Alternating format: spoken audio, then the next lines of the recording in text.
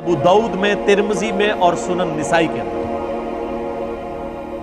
کہ آپ صلی اللہ علیہ وآلہ وسلم نے ارشاد فرمایا کہ جب اللہ تعالیٰ نے جنت کو پیدا فرمایا تو حضرت جبرائیل علی نبینا علیہ السلام سے کہا کہ جاؤ جبرائیل جنت دیکھ کے آؤ۔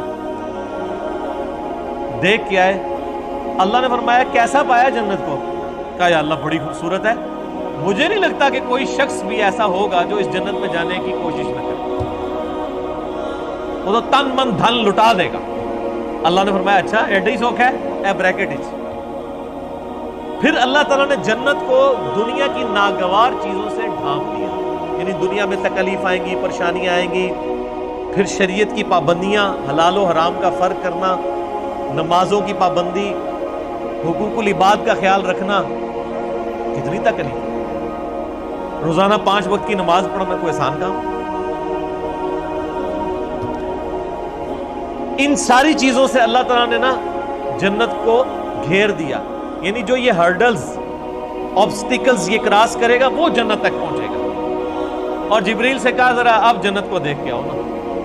وہ دیکھ کے آئے نا، ان کا یا اللہ مجھے نہیں لگتا کوئی بندہ جنت میں پہنچنے میں کامیاب ہوگا۔ ایڈے کڑگے لا چھڑے نے، پنجابی کہتے ہیں کڑگا، آنکڑے لگا دیے پہنچنے کے لیے، اتنی ہرڈلز، اتنی آبسٹیکلز، مجھے نہیں لگتا کوئی جنت میں پہنچنے میں کامیاب ہوگا۔ یہ حضرت جبرائیل فرشتوں کا سردار کہہ رہے ہیں۔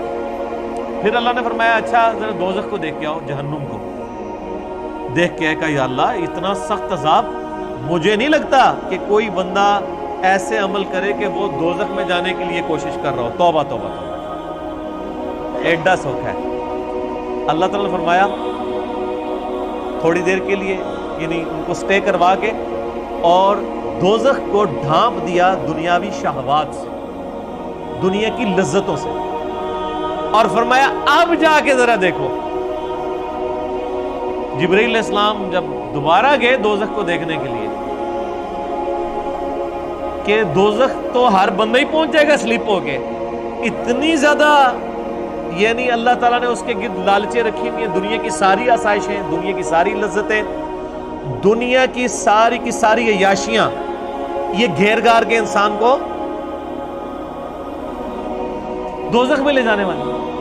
تو جبرائیل علیہ السلام نے کہا یا اللہ مجھے نہیں لگتا کہ اب کوئی شخص دوزخ سے بچ پائے گا، تو نے ایسے ہی معاملات کر دیے کہ لگتا ہے ساری دوزخ میں چلے جائے۔ یعنی وہ جبرائیل جو تھوڑی دیر پہلے ایک سٹیٹمنٹ دے رہے تھے 180 ڈگری بدل گئی۔ کیوں بدل گئی؟ کیونکہ جبرائیل علیہ السلام نے طارق جمیل صاحب کے لیکچرز نہیں سنے ہوئے تھے۔ میرے بھائیوں خدا بڑا ڈاڈا ہے، خدا کا کبھی ایک رخ بیان نہ کریں۔ یہ یعنی میں نے گھر تو نہیں، یہ ساری حدیثیں بخاری مسلم سے ہیں، یہ کوئی قصہ کہانیاں تو نہیں صوفیاء کی کتابوں کی لکھی بھی میں بیان کر رہا ہوں، یہ بخاری مسلم بیان کر رہا ہوں۔ یہی وجہ صحیح بخاری میں حدیث ہے، نبی صلی اللہ علیہ وآلہ وسلم ایک چوراہے کے پاس سے گزرے، کچھ صحابہ کہہ کے لگا رہے تھے، ہنس رہے تھے، آپ رک گئے۔ آپ نے فرمایا جو کچھ میں جانتا ہوں اگر تم جانتے ہوتے تو بہت کم ہنستے، زیادہ رویا کرتے۔ آج مجھے ایک بھائی پوچھ رہے تھے جی، وہ طارق جمیل صاحب کہتے ہیں کہ آج کل کچھ نوجوان مبلغین ہیں، انہوں نے لوگوں کو یعنی خدا سے دور کر دیا، ایک تھانے دار کا کانسیپٹ دیا ہے خدا کے بارے میں۔ یہ تھانے داری والا معاملہ نہیں ہے میرے بھائیوں، یہ خدا کا وہ تعارف ہے جو قرآن کے اندر ہے، جو اللہ کے محبوب صلی اللہ علیہ وآلہ وسلم نے ذکر کیا پورے قرآن کے اندر۔ قرآن کا جو مزاج ہے اس میں کہیں یہ بات نہیں آئی ہے کہ آپ اللہ کے نافرمان ہو اور ڈٹے رہیں اور اللہ معاف کر دے، ناٹ ایٹ آل۔ ہمیشہ یہ ہے کہ جس شخص نے اللہ کی طرف رجوع کیا، توبہ کی، اپنی اصلاح کی، پھر اللہ تعالیٰ کو غفور رحیم، یعنی اس کے اوپر درجنوں آیات ہیں۔ میں نے مسئلہ نمبر 18 توبہ اور گناہ کبیرہ کے اوپر، اس میں یہ ساری آیات ڈسکس کی ہیں، جسے شوق ہے تو وہ دیکھ لیں۔ تو یہ بڑا کریٹیکل ایشو ہے۔ لیکن اس کے بعد پھر موجہ ہی موجہ ہیں جی۔ صحیح مسلم میں ایک حدیث ہے، اللہ تعالیٰ قیامت والے دن ایک ایسے شخص کو بلائے گا جس نے دنیا میں بڑی عیاشی کی زندگی گزاری ہوگی، لیکن اللہ تعالیٰ کو رسپانس نہیں کیا ہوگا۔ اللہ تعالیٰ فرمائے گا فرشتوں ذرا اس کو پکڑ کے ایک دوزخ کا پھیرا لگواؤ نا، ایک کی پھیرا، کہنا ایک پھیرا لگے گا، ایک پھیرا لگے گا نا، اللہ تعالیٰ اس کو بلا کے پوچھے گا ہاں بھائی کوئی دنیا میں تو نے آسائش کا دن گزارا؟ کہے گا یا اللہ تیری عزت کی قسم میں نے دنیا میں کبھی آسائش نہیں پائی. حالانکہ پوری زندگی عیاشی گزری ہے، لیکن دوزخ کا ایک پھیرا وہ سارا نشہ کافور کر دے گا، سارے کا سارا نشہ. ابھی آپ دیکھ لیں نا، عیاشی کی زندگی ہوتی ہے، جیسے ہی جناب گردے فیل ہوتے ہیں، شوگر ہو جاتی ہے، وہ جناب کل میں وہ پرویز مشرف صاحب کی ایک آن لائن ان کو لیا ہوا تھا صحافی نے، وہ تو لگ ہی نہ تھا، وہ مشرف ہے، اس کی تو آواز ہی نہیں تھی نکل رہی، کس طرح مکے لہراتا تھا. اور اب مجھے تو پہلے لگا شاید کوئی عورت بول رہی ہے، پھر میں نے غور سے دیکھا، میں نے کہا مشرف صاحب، آواز بھی بیٹھ گئی. یہ وقت کے ساتھ ہر چیز کافور ہو جاتی ہے.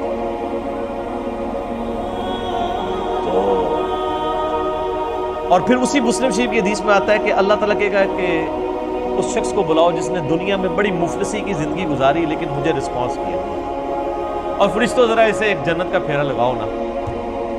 وہ ایک پھیرا لگوائیں گے نا، پھر اللہ پوچھے گا اوہ دنیا میں کوئی تکلیف دیکھی؟ کہے گا یا اللہ تیری عزت کی قسم کوئی تکلیف نہیں دیکھی. اگر یہ ہمیشہ کی کامیابیاں مجھے ملنی تھی تو وہ تکلیف ہی بھول جائے گا. دنیا میں بھی ایسا ہی ہوتا ہے کہ انسان کو جب اپنی محنت کا پھل ملتا ہے تو انسان کو وہ، یعنی میں اکثر کہتا ہوں کہ ہم یونیورسٹی لائف کے اندر کتنی مشکل سے پڑھتے تھے، میکینیکل انجینئرنگ کے دوران پوری رات جاگ کے فجر پڑھ کے سویا کرتے تھے. آج ہمیں یاد بھی نہیں ہے کہ ہم نے وہ 5 سال کس تکلیف میں کاٹے ہوئے. حالانکہ یہ آسائش بھی ختم ہو جانے والی ہے، اصل زندگی تو آخرت ہے. اور یہ ایک کانٹے کی بات ہے جو سارے صحیفوں اللہ تعالیٰ نے قرآن حکیم میں فرمایا سورۃ الاعلیٰ میں، بل تؤثرون الحیات الدنیا، تمہارا اصل مرض یہ ہے کہ تم دنیا کی زندگی کو ترجیح دیتے ہو، والآخرۃ خیر وابقیٰ، جبکہ آخرت بہتر بھی ہے اور ہمیشہ رہنے والی ہے. ان ھذا لفی الصحف الاولیٰ، یہی ایک کانٹے کی بات، یونیورسل ٹروتھ، پچھلے سارے صحیفوں میں، ساری آسمانی کتابوں میں ایک ہی کانٹے کی بات تھی. ان ھذا لفی الصحف الاولیٰ صحف ابراہیم و موسیٰ، چاہے وہ قرآن سے پہلے ابراہیم علیہ السلام کے صحائف ہوں یا موسیٰ علیہ السلام کے، ایک ہی کانٹے کی بات تھی کہ دنیا کی زندگی عارضی ہے، اصل زندگی آخرت ہے. تو اس ٹاپک پہ بے شمار بولا جا سکتا ہے. میں اس ٹاپک کو یہیں پہ کنکلوڈ کرتا ہوں اس حدیث پہ جو بخاری اور مسلم دونوں میں ہے. آپ صلی اللہ علیہ وآلہ وسلم نے فرمایا، اے اللہ محمد اور آل محمد صلی اللہ علیہ وآلہ وسلم کو بس اتنا ہی رزق دینا کہ ان کی روح اور جسم کا رشتہ برقرار رہے، بس سانس چلتی رہے، اتنا مجھے رزق ملے، میں اس پہ خوش ہوں. نبی صلی اللہ علیہ وسلم، بخاری اور مسلم.